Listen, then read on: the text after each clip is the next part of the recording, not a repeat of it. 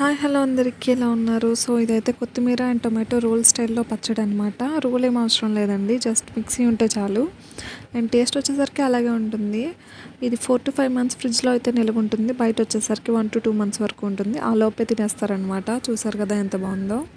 Taste కూడా ఇంతకన్నా బాగుంటుంది. సో ప్రిపేర్ చేసేద్దాం రండి. ఒక కడాయి తీసుకొని అందులో లైట్గా ఆయిల్ యాడ్ చేసుకోండి. ఎక్కువ ఆయిల్ ఏమి ఇప్పుడు అవసరం లేదు. సో లైట్గా ఆయిల్ యాడ్ చేసుకున్న తర్వాత మినగపప్పు అండ్ పచ్చిశనగపప్పు యాడ్ చేసుకోండి. నెక్స్ట్ శనగపిక్కలు కూడా ఉంటాయి కదా, అవి కూడా యాడ్ చేసుకొని మీడియం ఫ్లేమ్లో బాగా రోస్ట్ చేసుకోండి. అండ్ ఇది వచ్చేసరికి మాడిపోకూడదు. సో మీడియం ఫ్లేమ్లోనే బాగా ఎర్రగా అయ్యే వరకు రోస్ట్ చేసుకోండి. ఈ టైంలో రోస్ట్ చేస్తున్నప్పుడు పిక్కల స్మెల్ అయితే చాలా మంచిగా వస్తుంది. అండ్ ఇదైతే కడిగి పెట్టుకున్న కొత్తిమీర అండ్ కరివేపాకు ఎందుకు తీసుకున్నామంటే హెల్త్కి చాలా మంచిది కదా. నార్మల్గా అయితే కర్రీస్లో ఎవరో తినరు. సో ఇలా పచ్చడిలో వేసేస్తే తినేస్తారు కదా, అందుకని న్యూట్రిషన్ కూడా పడుతుందని పచ్చడిలో యాడ్ చేసేస్తామన్నమాట. అండ్ టమాటోస్ నేను వచ్చేసరికి పిక్కలు తీసేస్తానండి, స్టోన్స్ పెరుగుతాయి అంటారు కదా, అందుకని ఎప్పుడు పిక్కలే తీసేస్తుంటాను. అండ్ ఎండుమిరపకాయలు వచ్చేసరికి 10 to 12 తీసుకోండి. మీ కారానికి బట్టి తీసుకోండి, అంటే ఒకళ్ళు ఎక్కువ తినొచ్చు కదా. పిక్కలు అయితే బాగా రోస్ట్ అయిపోయాయి. సో ఇందులోనే మనం ఎండుమిరపకాయలు అనేవి యాడ్ చేసుకోవాలన్నమాట. అండ్ ఎండుమిరపకాయలు ఇష్టం వచ్చినంత యాడ్ చేసుకోండి. నెక్స్ట్ ఇందులోనే కొంచెం కరివేపాకు యాడ్ చేసుకోవాలి. సో ఇదంతా మనం ఒక పౌడర్ టైప్లో మిక్సీ పడుతున్నాం అనమాట, అందుకని కరివేపాకు కూడా ఇక్కడ యాడ్ చేసేసాను కొంచెం. సో ఇవంతా బాగా వేగాక మనం తీసి పక్కన పెట్టేసుకొని చల్లారనివ్వాలి. అండ్ ఏ పచ్చడిలో అయినా సరే ఇలా పప్పుల పొడి అనేది చేసుకుంటే పచ్చడి అనేది చాలా టేస్ట్గా ఉంటుంది. ఏ రోటి పచ్చడి అయినా సరే మేము సేమ్ ప్రాసెస్ని బీరకాయ తొక్క పచ్చడి ఉంటుంది కదా, దానికి కూడా సేమ్ ప్రాసెస్ యూస్ చేస్తాము. ఆనపకాయ తొక్క పచ్చడికి కూడా సేమ్ ప్రాసెసే యూస్ చేస్తాము. అండ్ ఇవన్నీ తీసి పక్కన పెట్టేసుకుందాం, చల్లారనివ్వాలి, మిక్సీ పడతాం కదా. సో పక్కన పెట్టేసుకున్నాక సేమ్ అదే కడాయిలో లైట్గా ఆయిల్ యాడ్ చేసుకోండి. అండ్ ముందు కడిగి పెట్టుకున్న కొత్తిమీర అలాగే కరివేపాకు యాడ్ చేసుకోవాలి. యాడ్ చేసినప్పుడు మంట స్లోలో పెట్టుకోండి. తర్వాత ఇందులో నుంచి వాటర్ అనేది దిగడం స్టార్ట్ అవుతుంది. సో ఇందులో వాటర్ అనేది ఇప్పుడు ఎంత క్వాంటిటీ యాడ్ చేసామో దీనికి సగం అయితే అయిపోతుంది అనమాట. చూసారా, లాగేస్తుంది. అండ్ వాటర్ అనేది ఇలా వచ్చేస్తుంది అనమాట. ఈ వాటర్ అనేది బాగా ఇంకిపోయే వరకు మనం ఈ కొత్తిమీరని వేపుతూనే ఉండాలి. సో ఒకటి గుర్తుపెట్టుకోండి, ఫస్ట్ వేయగానే మాడకుండా ఉండేందుకు లో ఫ్లేమ్లో పెట్టుకోవాలి. నెక్స్ట్ వాటర్ దిగాక మనం medium to high flame adjust చేసుకుంటూ కలుపుకుంటూ ఉండాలన్నమాట. సో వాటర్ అంతా లాగేసాయి అండ్ కొత్తిమీర కూడా ఫ్రై అయిపోయింది. సో ఇలా కొత్తిమీర ఫ్రై అవ్వగానే దాన్ని తీసేసి బాగా పక్కన పెట్టేసుకోండి. ఇది కూడా చల్లారాలి కదా మిక్సీ పట్టేందుకు. సో నెక్స్ట్ మనం టొమాటోస్ తీసుకున్నాం కదా, ఆ టొమాటోస్ని కూడా లైట్గా ఆయిల్ యాడ్ చేసుకొని టొమాటోస్ని కూడా యాడ్ చేయండి. అండ్ ఈ పిక్కలు ఉన్నాయి కదా, వీటిని అయితే మనం పౌడర్ చేసేసుకుందాం.